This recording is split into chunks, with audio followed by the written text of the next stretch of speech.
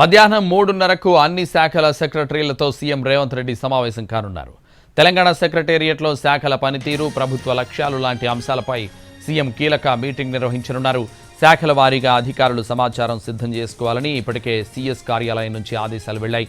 శాఖల పనితీరులను సమీక్షించిన తర్వాత ప్రభుత్వ ప్రాధాన్యతలను అధికారులకు వివరించనున్నారు సీఎం రేవంత్ రెడ్డి.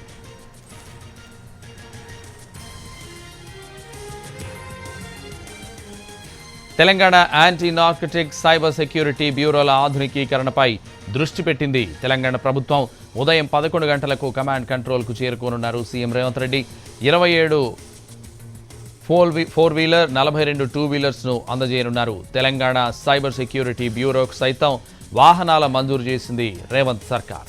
4 4 వీలర్లతో పాటు 30 2 వీలర్లు అందజేయనుంది. ఆ వాహనాలకు జెండా ఊపి ప్రారంభించనున్నారు సీఎం రేవంత్ రెడ్డి.